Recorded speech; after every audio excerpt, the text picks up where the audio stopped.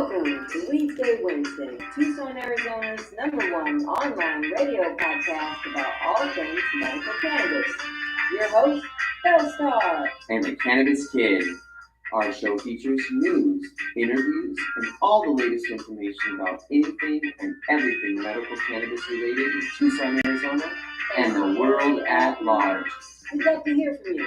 Please give us a call live at 646-915-8421.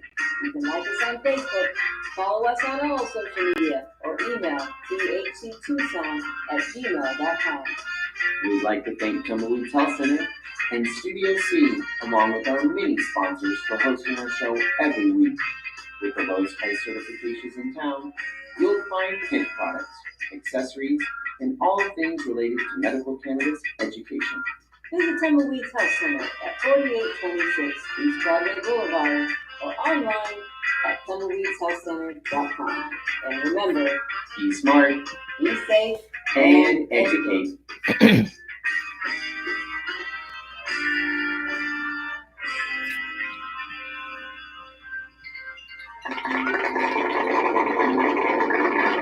All right, welcome to Weedsday Wednesday, everybody. All right, good morning.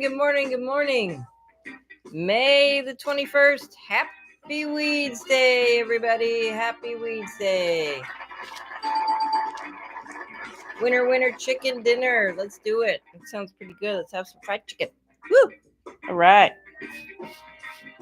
Can't believe it's the end of May 21st, y'all. Can't even believe it. It's crazy.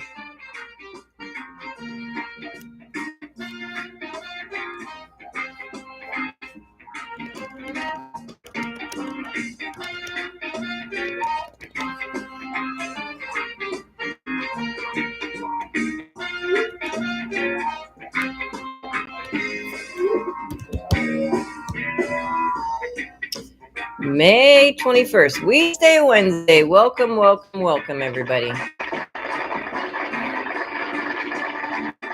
It is May and a very hot day.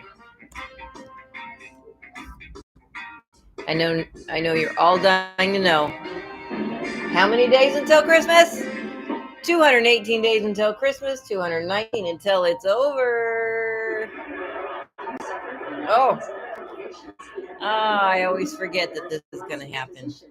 Oh, my Lord. May help relieve your symptoms. Sure can. Tumbleweeds Health Center is Arizona's premier cannabis certification, health, and education center. Sure is. Our primary focus is to help the patients of Arizona obtain their medical marijuana card and educate everyone about medical cannabis. With current medical records, approval is a simple process. Contact Tumbleweeds Health Center to see if you qualify for your Arizona medical marijuana card.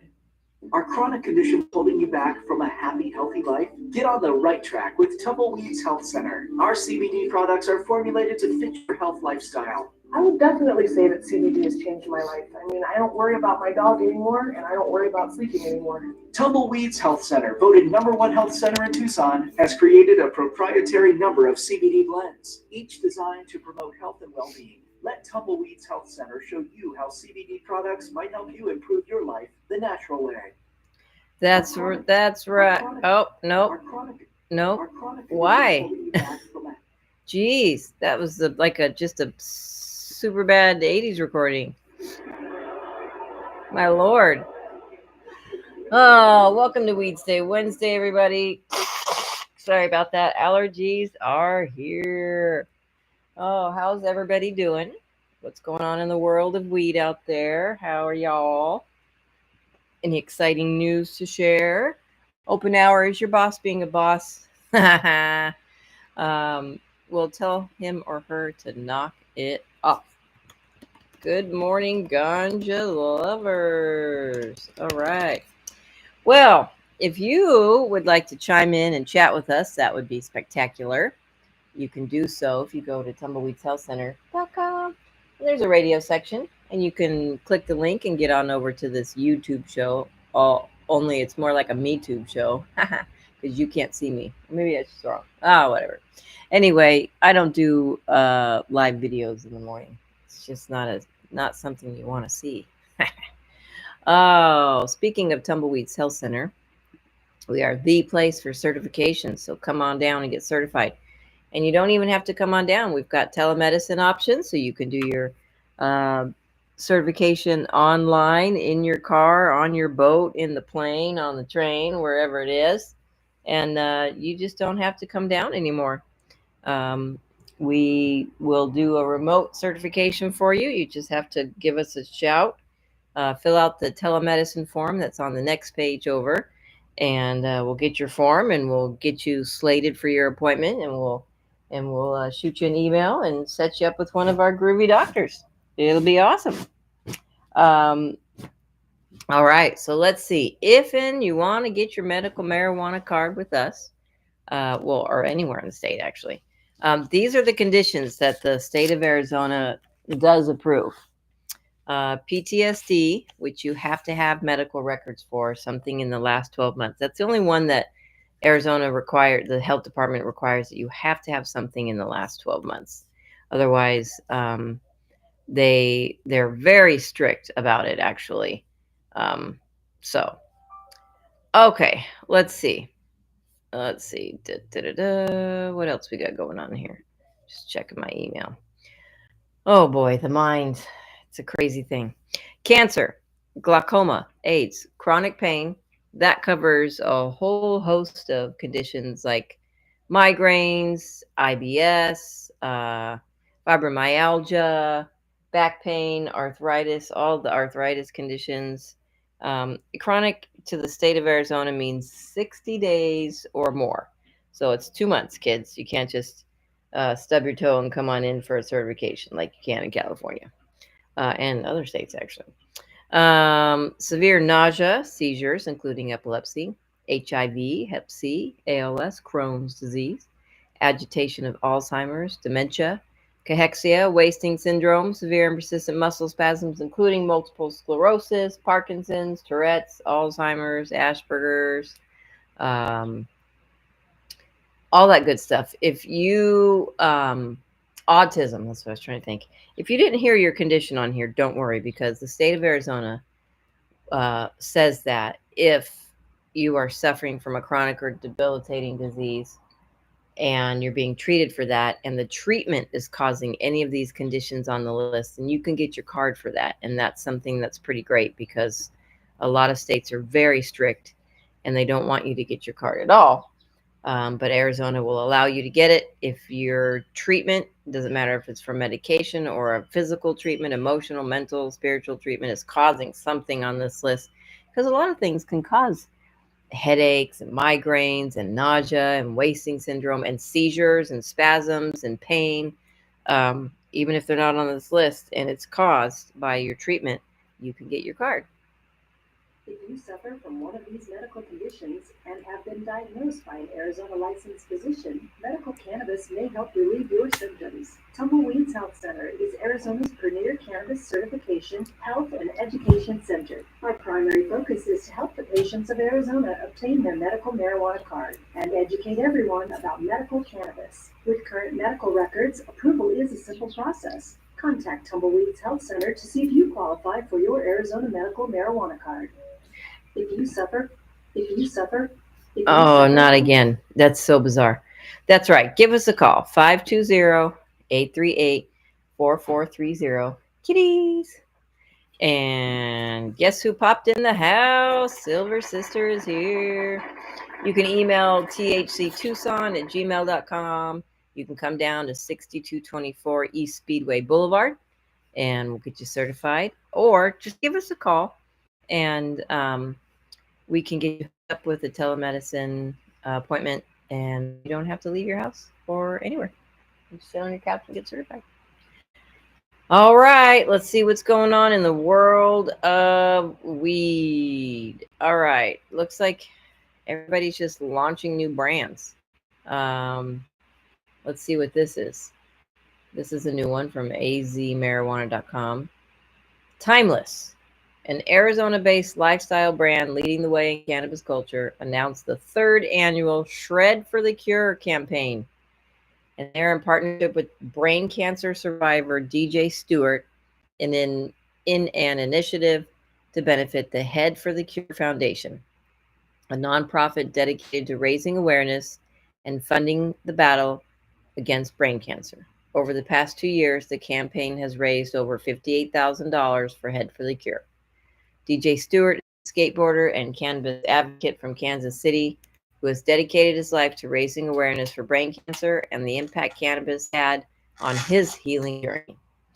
Stewart and his wife Erin, who served as his caregiver, now work directly with For the Cure to support the foundation's mission to eradicate brain cancer. Quote, "For the first couple of years of my diagnosis, Erin and I supported Head for the Cure in the typical ways, but I always wanted to do more," said DJ Stewart. Erin and I decided to sell our house and buy an RV so we could travel the country going to different Head for the Cure events. I love getting to interact with other survivors and people who are going through what I went through. And it is just as gratifying to see Erin interact with caregivers and bring them the same kind of joy that I get to bring survivors.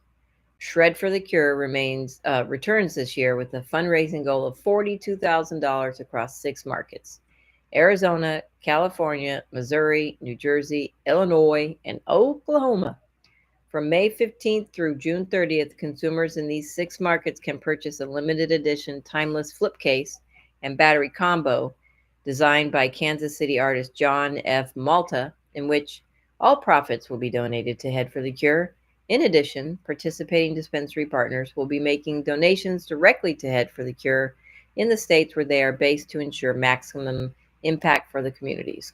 Quote, "DJ and Erin are extraordinary human beings who have been through tough times and came out on the other side inspired to help people," said Kyle Webb, VP of Marketing at Timeless. Timeless is proud to support their cause for the 3rd consecutive year. Since our inaugural campaign in 2023, Shred for the Cure has gone beyond a fundraising initiative to become a cultural and community building event, which embodies what we at Timeless are all about. To learn more about Shred for the Cure and correlating events, please go to Instagram and it's at /alwaystimeless.co. So there you go. Excellent, guys. Everybody needs to lend a hand to all these kinds of different cancers and brain cancer. I can't even imagine. That would just be pretty devastating to find out something's eating at your brain. That would be a rough one. All right, so you can donate, and I'm sure you could go online and donate if you wanted to. If you're not in one of the 6 states that are supporting the campaign, you could probably get online and give your support via the internet. All right, so let's see. We got some top stories around the globe here. Let's see what's trending for marijuana news. Okay, Minnesota lawmakers agree on the cannabis law changes and send the bill over to the governor. German cannabis market establishes foundation for global industry expansion. Alabama governor signs bill to regulate THC products. Oh, and ban smokable hemp. I think we read about that last week. Curaleaf plans to expand its hemp store concept far and wide. Let's see, what else? Herbal Alternatives Dispensary founder pleads guilty to $1.2 million in federal tax evasion. Well, that's a fun one. Let's read about that. Oh, my Lord. The former owner of the Washington, D.C. based cannabis retailer admitted to not paying federal income and employment taxes for 5 years. Uh-oh. Boy, are you guys in trouble. That's just bad. Seriously, you guys? You're rolling in the dough and you just decide that the federal government doesn't get any? Well, you know they were coming for you. The former owner of a medical cannabis dispensary in Washington, D.C., our nation's capital, pleaded guilty on May 13th to federal tax evasion charges, according to the U.S. Attorney Office, the USAO, for the District of Columbia. Jennifer Brunenkant, 68, who founded Herbal Alternatives, admitted that she failed to pay federal income and employment taxes tied to the dispensary and her personal income from tax years 2017 to 2021, according to the USAO. The Internal Revenue Service, the IRS, Criminal Investigation Unit, investigated the case. Of course they did. The government will seek more than $1.2 million in restitution at Brunenkant's sentence hearing that's scheduled for November 20th, the day before my birthday, if you want to start sending gifts now. 2025, U.S. District Court Judge Lauren Alican will determine the final sentence. Dun, dun, dun.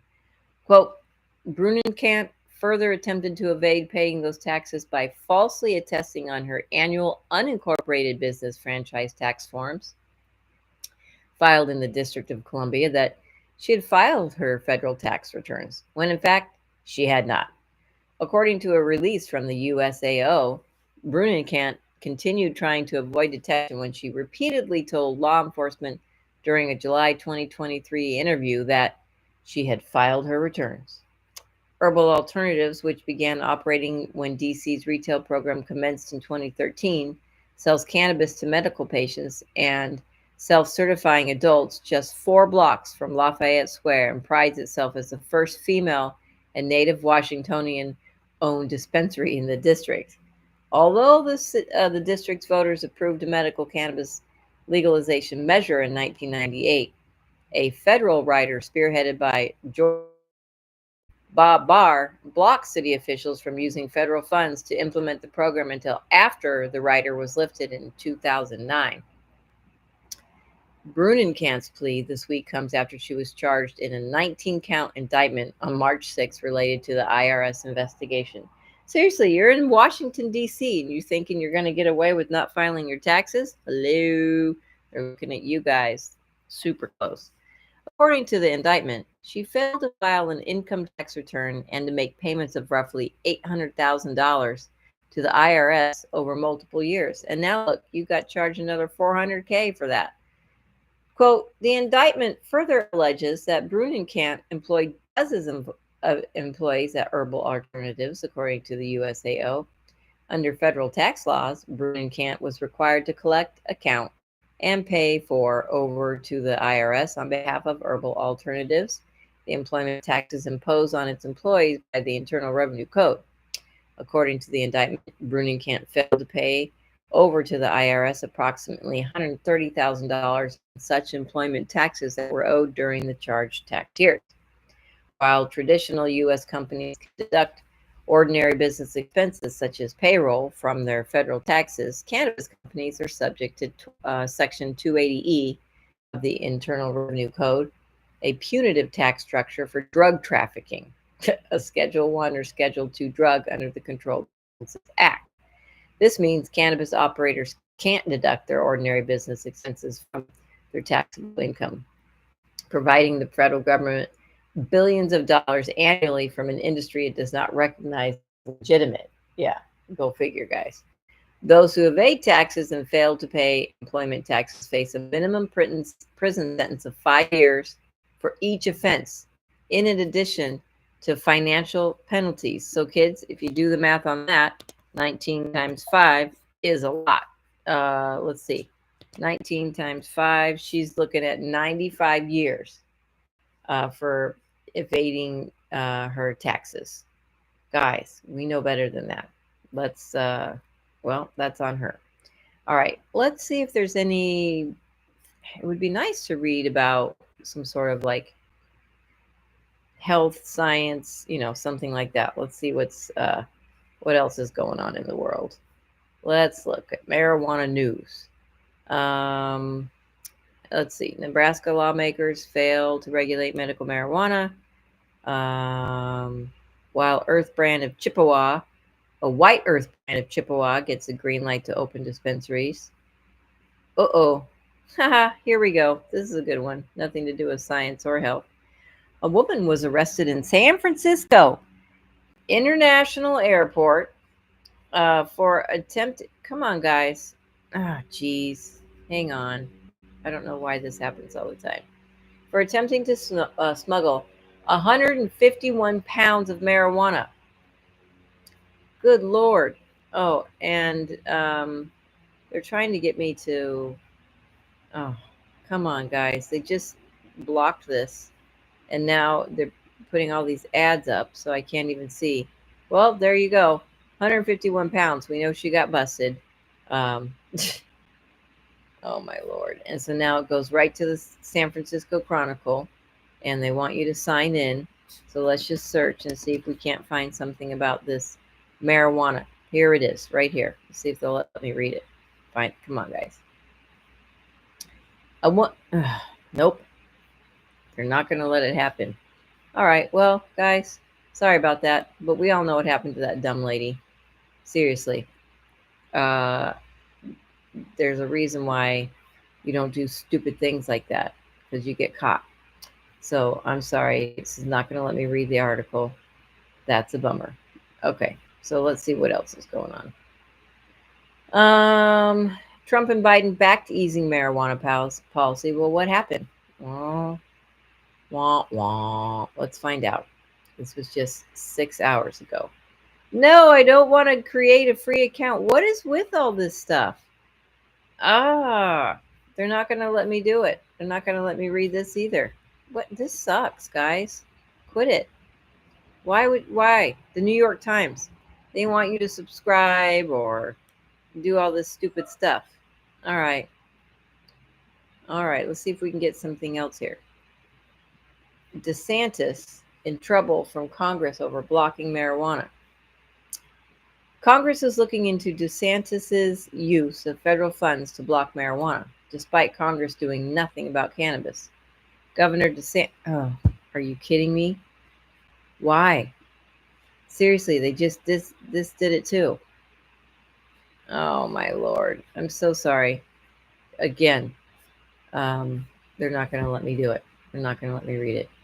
Well, looks like we're going back to Cannabis Business Times and we'll just find something. Jeez. All right. Naked trademark licensing, a silent threat in cannabis. As the cannabis industry continues to blossom across the United States and internationally, businesses are racing to establish recognizable brands to capture market share and build consumer loyalty. From dispensaries and edibles to vape pens and CBD-infused skincare, trademarks have become powerful tools for cannabis companies to stand out in a crowded and highly regulated market. However, amidst this rapid growth, many cannabis businesses may unwittingly engage in a legally risky practice known as naked trademark licensing, a mistake that could ultimately cost them their brand rights. This article explores the concept of naked trademark licensing, why it's particularly perilous in the cannabis industry, and how businesses can safeguard their brands through proper licensing and quality control measures. Well, what is naked trademark licensing? In trademark law, licensing refers to the practice where the owner of a trademark, the licensor, permits the party, the licensee, to use the mark in connection with specific goods and services. This is common in many industries and can be a powerful business strategy, especially in the cannabis sector, where direct interstate commerce is often restricted due to federal law. Licensing allows brands to expand into new territories or product categories through local partnerships while still retaining ownership of their identity. But there's a catch. The whole point of trademark protection from a public policy perspective is consumer protection, so that consumers can rely on trademarks to know who they're getting the product from and, as such, the quality of those products. Naked trademark licensing occurs when the licensor fails to exercise sufficient control over the nature and quality of the goods or services sold under its trademark. In other words, the mark is used by others with appropriate oversight, potentially misleading consumers about the source and consistency of the product. This lack of quality control led courts to determine that the trademark is no longer functioning as a true indicator of source, resulting in abandonment of the trademark rights. That's right. If you're not careful, you could lose your rights to your own brand. Why it's a bigger problem in cannabis? Because naked licensing is dangerous in any industry, but in the cannabis world, the risks are amplified due to the unique regulatory landscape and the rapid pace of market expansion. And here's why. 1. Patchwork of state laws and federal prohibition. Cannabis is still classified as Schedule I under federal law, which prohibits interstate commerce of cannabis products. As a result, cannabis brands often operate on a state-by-state basis. A brand in California may want to expand to Colorado, Nevada, or Illinois, but due to federal restrictions, can't simply ship products across state lines. Even for a wholly intrastate business, state regulatory cannabis licensing provisions and practical business considerations may dictate an structure where the state cannabis license entity is different from the marketing/business entities. In those situations, the state cannabis licensed entity may need to grant a trademark license to the marketing business entity. This leads to a business model: licensing the brand either to a local operator in another state who manufactures and sells the original brand name, or to a related company arm within the state. If not done carefully, this arrangement can easily slip into naked licensing territory. The trademark owner, the licensor, may not have a physical presence in the new state, may lack control over production processes, and may be unable to enforce quality standards due to legal constraints. Even where the processes and maybe even where the trademark owner in practice has the necessary control, if the paperwork doesn't provide for that legal control over items such as quality control and packaging, this can lead to a claim of naked licensing. 2, many cannabis entrepreneurs come from non-traditional business backgrounds. Activism, legacy markets, agriculture, and may not be familiar with the intricacies of intellectual property law. The concept of trademark licensing, quality control provisions, and the need for legal formalities can be foreign or even seem unnecessary. This makes it easy to overlook critical licensing provisions or to engage in handshake deals that lack enforceable quality control terms. And 3, the cannabis consumer market is increasingly brand driven. Shoppers often make purchasing decisions based on perceived product quality, consistency, and reputation. This means that any decline in product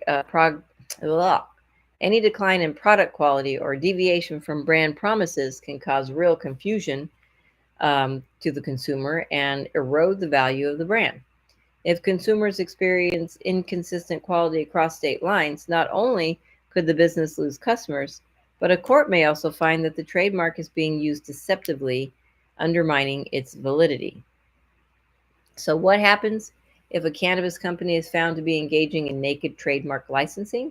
The consequences can be severe and far-reaching. 1, there's a trademark abandonment. The most serious consequence is trademark abandonment. Courts have repeatedly held that if a trademark owner fails to exercise adequate control over its licensees, the trademark may be deemed abandoned. This means the mark becomes part of the public domain. Anyone can use it, including your competitors. Hi, Little Bear. In an industry where brand identity is often the most valuable asset, losing a trademark could be catastrophic. 2, inability to enforce trademark rights. If you're not properly overseeing how your trademark is being used, you may find that courts are unwilling to enforce your trademark rights against infringers. A judge may rule that because you allowed uncontrolled use of your mark, you've essentially waived your right to complain about misuse by others. And 3, regulatory risk. Because cannabis is so tightly regulated at the state level, quality control isn't just a branding issue. It can have legal consequences. If your licensed brand is associated with products that fail to meet health and safety standards, both you and your licensee may be subject to regulatory sanctions, lawsuits, or even criminal liability in extreme cases. One caveat: state plain packaging licensing laws, which mandate standardized, non-branded packaging for cannabis products, can significantly impact trademark license agreements. Plain packaging laws restrict how logos, colors, and other brand identifiers can appear on packaging. As such, trademark owners must first ensure their licensees are not violating these laws and placing them in legal peril. At the same time, trademark owners can take steps to mitigate the effect of plain packaging laws by requiring licensees to promote cannabis brands in ways beyond packaging. For example, a trademark license agreement might require the licensee to advertise on the radio, if permitted by state regulations, where the brand can be promoted by name along with slogans as possibly jingles to make the name of the brand more memorable. Um, Real world examples and precedent. While case law specifically involving cannabis and naked licensing is still emerging, the general principles of trademark law apply. In Free Cycle Sunnyvale versus the Free Cycle Network, Ninth Circuit 2010, for example, the court found that the trademark owner had engaged in naked licensing by failing to retain control over the use of its mark by affiliated groups. As a result, the court held that the trademark had been abandoned. It's not hard to imagine a similar outcome in the cannabis context, especially as disputes between multi-state operators, MSOs, small brands, and licensing partners become more common. Fortunately, the dangers of naked licensing can be mitigated with proper planning and execution. Here's how cannabis companies can protect themselves. And right after the break, we'll let you know how.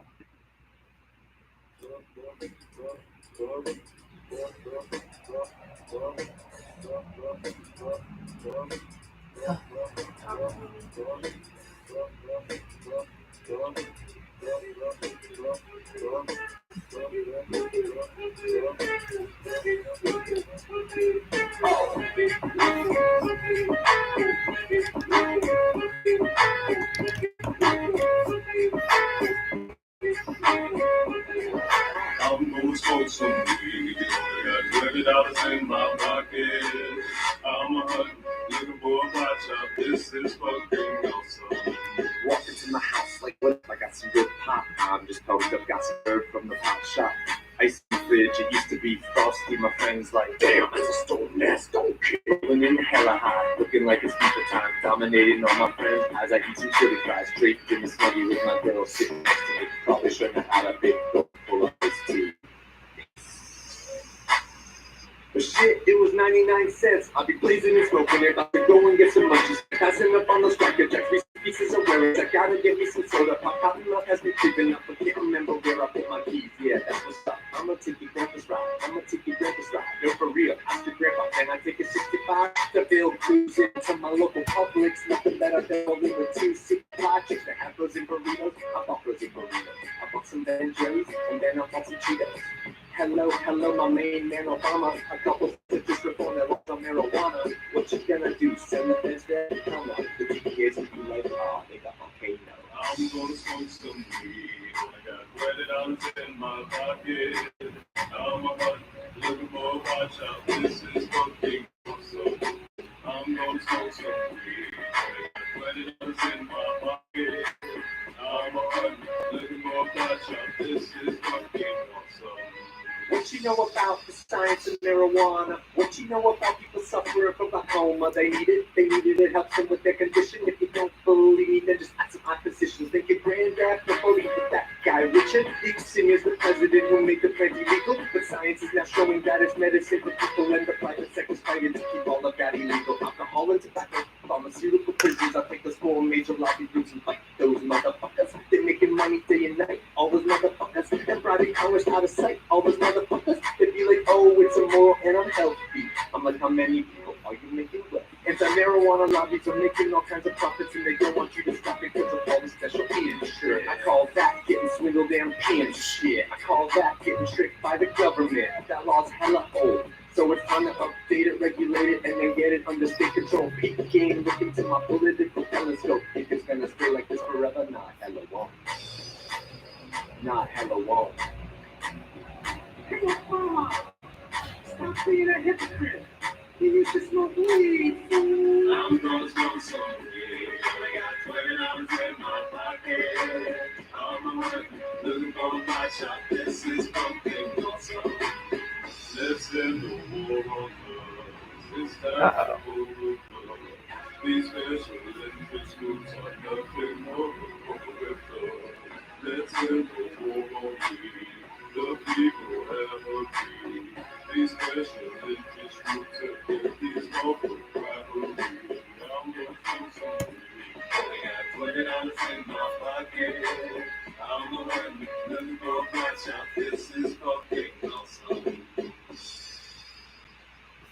All right, welcome back to Weedsday Wednesday, folks. Your number one premier, super awesome radio, YouTube, marijuana, cannabis podcast about all things weed in the wonderful world. Thanks so much for tuning in. It's been over 13 years. Oh, my Lord. I think we're one of the longest radio shows on the planet talking about weed. Woohoo! All right, back to naked licensing. Avoid it. All right. How to avoid naked licensing in the cannabis industry. Fortunately, the dangers of naked licensing can be mitigated with proper planning and execution, and here's how. Number one, draft strong licensing agreements.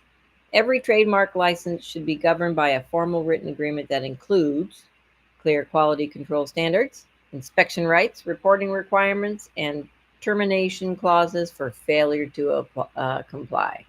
Don't rely on verbal agreements or vague promises. Write it down and make it enforceable. 2. Monitor licensees closely. Even if your licensee is operating in another state, you must demonstrate actual oversight. This can include conducting site visits physically or virtually, requiring product samples for review, auditing facilities for production records, and reviewing marketing and labeling materials. Document your oversight activities to create a paper trail that can be used in court if necessary. 3. Register trademarks carefully. While the U.S. Patent and Trademark Office, the USPTO, generally refuses to register trademarks for federally illegal goods like THC-containing cannabis, you can still register marks for ancillary products, example, clothing, hemp-derived CBD, and state-level cannabis trademarks in jurisdictions that allow it. Use federal restrictions strategically for legal products and supplement with state-level protections where applicable. And make sure the applicant is the actual trademark owner, not the licensee, even if it's an exclusive licensee. 4. Separate IP ownership from operations. Many cannabis companies establish IP holding companies that own the trademarks and license them to separate operational entities. This structure can help isolate risk, streamline enforcement, and facilitate licensing. Just be sure that the IP company is truly exercising control over the use of the mark, not just collecting royalties. As cannabis matures into a mainstream industry, brand integrity will become increasingly important. Consumers, investors, and regulators will all expect consistency, transparency, and professionalism. That means taking trademark licensing seriously, not just as a legal formality, but as a core component of brand management. Avoiding the perils of naked trademark licensing isn't just about protecting your IP, it's about protecting your business. A cannabis brand that cannot enforce its trademarks, control its quality, or retain its market identity will struggle to compete in the long run. Now it's time to review your licensing practices. Consult with experienced IP counsel and ensure that every extension of your brand is done with care. Because in cannabis, where reputation can be everything, your trademark might just be your most valuable asset. The temptation to scale rapidly through licensing deals is understandable, especially in a fragmented and opportunity-rich market like cannabis. But without proper safeguards, which starts with a growth strategy, can quickly become a legal liability. Naked trademark licensing is a silent threat, one that too many cannabis businesses discover only after it's too late. By understanding the risks and implementing strong quality control measures, cannabis brands can avoid losing the very thing they work so hard to build, their identity. There you go. I never knew about naked trademark licensing. Did you? Very interesting concept, and not anything that I ever thought about actually, because there's brands like Jeter and OGs and all these companies that have businesses in a ton of other states, and I kind of in the back of my head wondered how they could get away with doing that, because you can't federally legally transport your goods over there. But if you have someone else that's marketing your products, you darn well better make sure they're doing it with quality control and care. woohoo, the 3 C's of nakedness, so that you don't get in trouble or lose your license or your trademark, because that would suck. All right. If you are wanting to get your medical cannabis card, hit your ride on over to tumbleweedshealthcenter.com and check it out. We do telemedicine, so you can just get on over to the telemedicine section, fill out the form, and we'll get you an appointment with one of our doctors virtually. Your medical cannabis card for in the great state of Arizona, these are the following conditions that you can get your card for. All right. PTSD, that's the one that you have to have your medical records within the last 12 months. The state of Arizona Health Department will not certify anybody that doesn't. The rest of these conditions you've seen doctors, I'm sure, for. So just bring your records in. And we'd love them to be super recent, but even if it isn't, it does show chronicness in your condition. Cancer, glaucoma, AIDS, chronic pain, which covers everything from fibromyalgia, migraines, IBS, menstrual cramps, DDD, all the arthritis problems, leg cramps, all sorts of things. If it's pain and it's chronic, you can pretty much get certified for it. Severe nausea, seizures, including epilepsy, HIV, Hep C, ALS, Crohn's disease, agitation of Alzheimer's, cachexia or wasting syndrome, dementia, severe and persistent muscle spasms, including multiple sclerosis. And the beauty about the medical cannabis program here is that if you didn't hear your ailment listed, don't worry. If you've got a condition like, I don't know, Parkinson's, Asperger's, Tourette's, autism, things like that, anxiety, depression, and it's causing something on this list, because we know that you can get certified for that. It's a pretty cool program that the state has set up that way. If you suffer from one of these medical conditions and have been diagnosed by an Arizona licensed physician, medical cannabis may help relieve your symptoms. Tumbleweeds Health Center is Arizona's premier cannabis certification, health, and education center. Our primary focus is to help the patients of Arizona obtain their medical marijuana card and educate everyone about medical cannabis. With current medical records, approval is a simple process. Contact Tumbleweeds Health Center to see if you qualify for your Arizona medical marijuana card. Tumbleweeds Health Center, voted #1 health center in Tucson, has created a proprietary number of CBD blends, each designed to promote health and well-being. Let Tumbleweeds Health Center show you how CBD products might help you improve your life the natural way. Yes, give us a call, 520-838-4430. You can email us at thctucson@gmail.com. And you can just come on down Monday, Wednesday, and Friday to the Good Leaf, our other shop, our hemp and CBD store. It's a beautiful place located at 6224 East Speedway Boulevard. We are next to Bookman's and Beyond Bread and what's that other bookshop called? Mostly Books. I always forget that. But now they've got a Family Dollar down there and Flowers and Roses and More. Flowers and More? What's that place called? Roses and More? I think it's Roses and More. Ooh, and then there's what's the Philly cheesesteak place? You should know this. Philly's Finest. They've got little pop-ups all over the place. You can get a fine Philly cheesesteak while you're waiting to get certified. So why not? Get on down there and do it. All right. Here we go. Using medical marijuana leads to significant improvement for sleep apnea patients. Study conducted by Minnesota officials shows. Minnesota officials have released the results of a state-funded study showing that medical marijuana provides significant benefits for people struggling with sleep apnea. Unlike many states that have enacted legalization, Minnesota's Office of Cannabis Management, the OCM, routinely collects data on patients' experiences and produces research on its findings. This latest report focuses on sleep apnea, a condition that causes people to stop breathing temporarily throughout their sleep. OCM's report found that 40% of those who were certified to participate in the medical marijuana program due to sleep apnea reported an average 30% reduction in symptoms and were able to maintain that improvement for at least 4 months.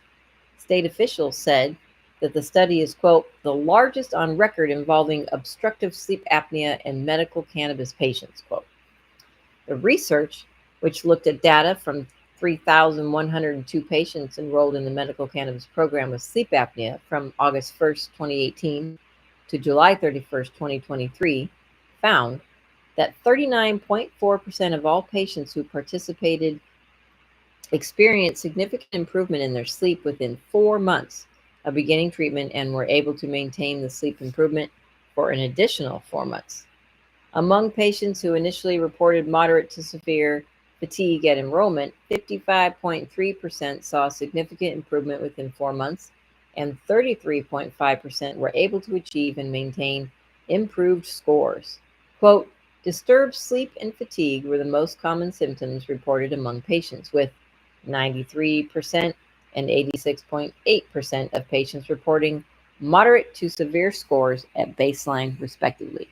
Among patients with moderate to severe disturbed sleep, 60.8% saw a 30% reduction in disturbed sleep symptoms within 4 months. Of those patients with data after initial improvement, 73.6% maintained 30% improvement, greater than 30% improvement in their disturbed sleep for at least 4 months after the initial improvement.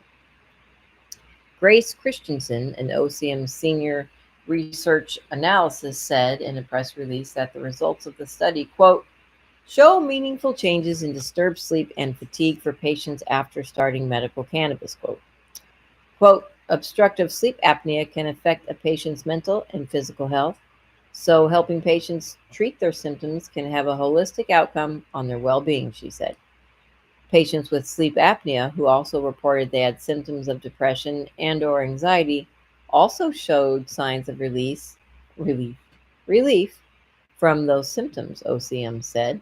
More than 1/3, 39.8% of those experiencing depressive symptoms, and more than 1/3, 36.7% of those experiencing symptoms of anxiety were able to achieve relief. Minnesota's medical cannabis program is unique among the states with medical cannabis programs in that it is required by law to study and learn from the experiences of patients. Well, that's cool. Minnesota's program collects data about participating patients and publishes research that adds to the growing scientific knowledge base about medical cannabis. According to an industry-backed survey released in January, about 16% of Americans aged 21 and older say they use cannabis as a sleep aid. That makes marijuana more popular for sleep than prescription sleep aids, 12%, or alcohol, 11%, but still not quite as common as using supplement, 26%, or over-the-counter sleep aids, 19%. Back in Minnesota, in a March, lawmaker filed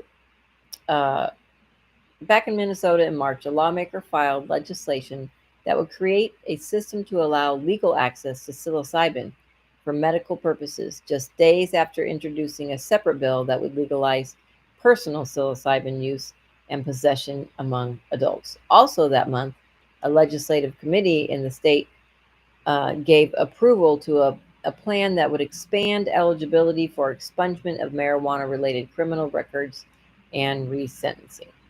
Marijuana Moment is made possible with support from readers, and you can donate and become a patron at marijuanamoment.net. So there you go. Sleep apnea. I would never have thought that marijuana would be used for that, but geez, who knew? It's seriously used for so much. All right. Let's see.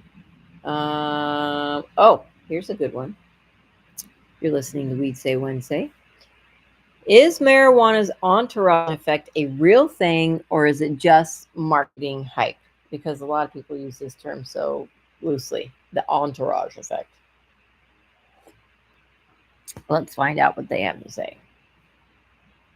Quote, the entourage effect remains a hypothesis more often co-opted for marketing than grounded in evidence.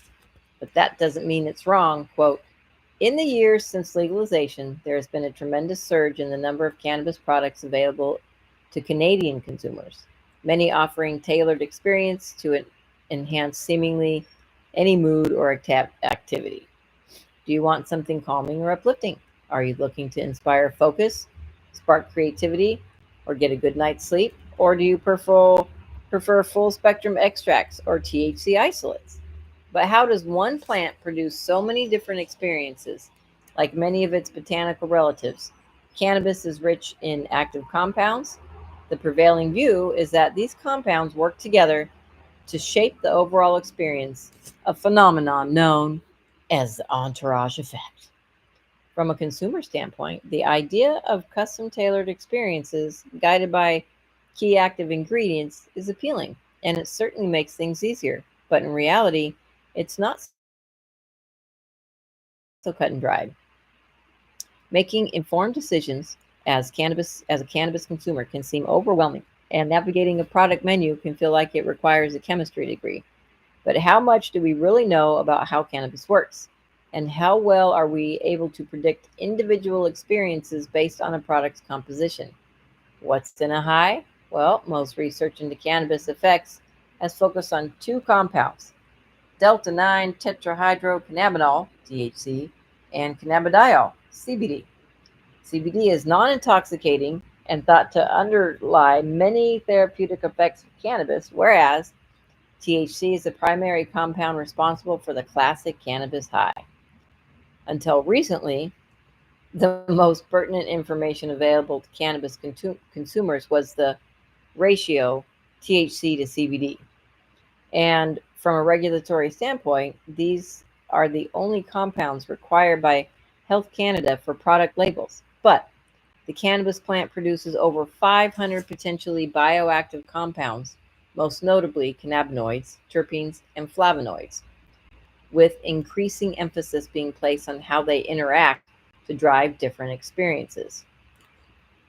The idea that different compounds of cannabis work in concert, modulating one another's activity to influence the overall experience, has been termed the entourage effect. Simply put, it seeks to explain the effects of cannabis beyond those of any individual component, such as THC or CBD, and offers an elegant explanation for a common question: how can products with the same amount of THC and CBD produce different effects?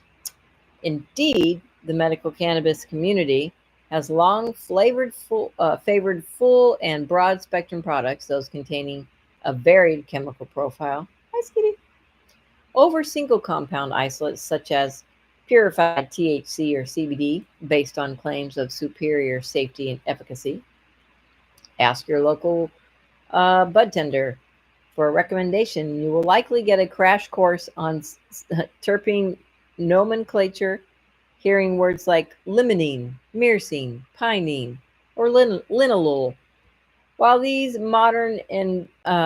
while this modern embrace of terpene pharmacology and natural product chemistry reflects a growing appreciation for the complexities of the cannabis plant, claims of entourage effects remain largely speculative, highlighting how much we've yet to learn. Initially coined by scientists in Israel and Italy, in study published in 1998 termed the entourage effect, described interactions among endogenous cannabinoids, THC and CBD-like molecules produced by the human body. The idea was that some of these compounds, which are inactive on their own, could enhance or modulate the activity of others, resulting in combined effects greater than the sum of their parts. It is important to note that this study did not examine plant-derived cannabinoids found in the cannabis plant, but rather structurally related compounds produced naturally in the brain and body. As such, the idea of cannabis-specific entourage effects did not emerge directly from the data itself, but from broader inferences drawn from that research that provided a rationale for the diverse effects often reported by cannabis users. Since then, and despite a lack of supportive evidence, the term has been widely adopted and adapted by the cannabis industry, often leveraged to differentiate products in an overly crowded market. The available support for entourage effects in humans is limited to a few small clinical and observational studies and meta analyses that suggest whole plant extracts may outperform isolates for conditions like chronic pain and pediatric epilepsy.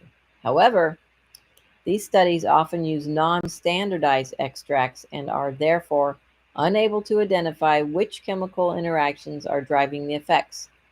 Further, direct comparisons of full spectrum and isolate products are lacking, with most claims rooted in inferences made from preclinical, in other words, non human, research and from studies of non cannabis derived phytomolecules. That said, the entourage effect is a valid hypothesis and arguably the most promising in terms of explaining cannabis's varied and nuanced effects.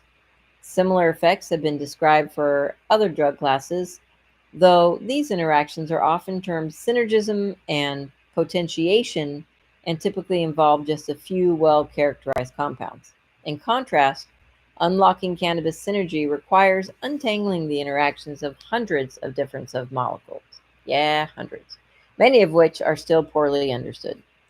That complexity is what I've spent my career trying to understand, not me, the guy writing the paper. Researching how cannabis derived compounds work in the brain and body, I've gained a considerable appreciation for how far our understanding of cannabis has come and how much we still yet to have to uncover and how easy it is for enthusiasm to outpace evidence. That's true. As the cannabis industry continues to evolve, consumers need to approach product claims with a healthy dose of skepticism. There's no doubt that cannabis plant is a treasure trove of unexplored and underexplored bioactive molecules, and that we will continue to uncover interesting and unexpected interactions among them. But we are far from a complete picture. At present, the entourage effect remains a hypothesis more often co opted for marketing than grounded in evidence. That doesn't mean it's wrong, but it does mean we should resist conflating convenient narratives with established science. This highlights an important question. Where does the onus of responsibility for generating this knowledge fall? If the cannabis industry continues invoking the entourage effect for marketing and production differentiation, then it should support and contribute to research that furthers the state of evidence. Relying solely on existing preclinical and academic studies in lieu of directly advancing the science and validating real world product claims risks perpetuating hype at the expense of credibility. But industry is not alone in their duty. Government must also remedy the regulatory bottlenecks that impede new research. Establishing a credible science backed cannabis market means moving beyond hype. It requires action from industry and government to generate the information consumers need to make decisions, informed decisions. And Jonathan Simone, who wrote this, is an adjunct professor of biological sciences at Brock University. This article is republished from The Conversation under Creative Commons licenses. Read the original article at marijuanamoment.net. All right. Well, folks, that is it. We have come to the finality of Weedsday Wednesday. Another week, another weed. Thank you so much for tuning in. We love having you. And open hour, you tell that boss to quit being such a boss so we can get you back on here. You guys have a great day. And as always, remember to be smart, be safe, and educate. Smoke a bong hit for me, guys. Woo-hoo. Have a great day. Be good to each other. Or like I always say, be good or don't get caught. Happy Weedsday, folks. Thanks for tuning in. We'll see you next week.